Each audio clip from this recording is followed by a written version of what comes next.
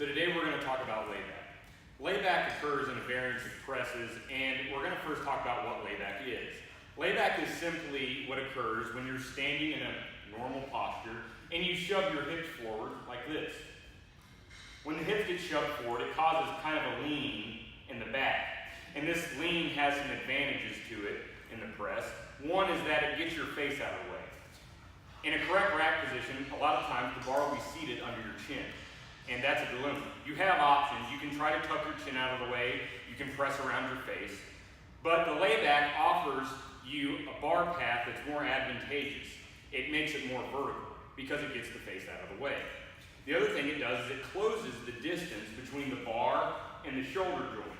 Okay? This moment arm doesn't help you out in the press. And the shorter it gets when layback occurs, the more effectively you can push a bar up and press more weight. The other thing it does is if you do it dynamically, which you'll see in just a second, is that you can get a stretch reflex where there otherwise wouldn't be one. So layback does offer some advantages. Now what layback is not is a increased extension of the spine. If this were your spine, when you occur layback, you're trying to just have the spine move like that without deforming. What you don't want to have happen when you go into layback is an increased arch in your back, such as this. And it's important that you know that because layback can encourage overextension in your lumbar spine, which is not something we want in the press.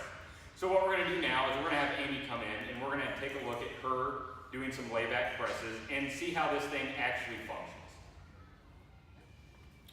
Okay, so now what we're going to do is we're going to have Amy show us a press with layback. So she's going to go ahead and get under the bar. And she ducks under. She gets in an effective rack position, which if you don't know, we've made a video on.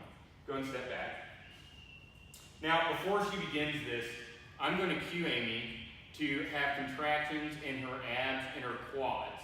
This is going to prevent the spinal overextension that we just saw with the PVC pipe demo. Okay? So go ahead and squeeze your abs and squeeze your knees, and the squeezing of the knees helps signal the quad. And I want you to go into layback.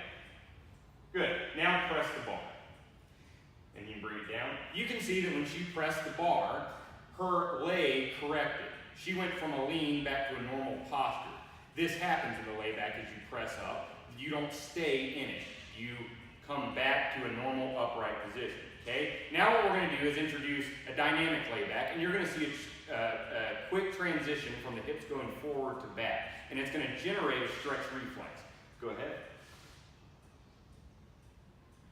Good. So, you saw in the one with the dynamic layback that the bar actually dips down a little bit, and you can press off that dip to get a stretch reflex where there otherwise wouldn't be one. I hope this video helped. If you guys have any questions on layback or anything else, please let us know in the comment section below.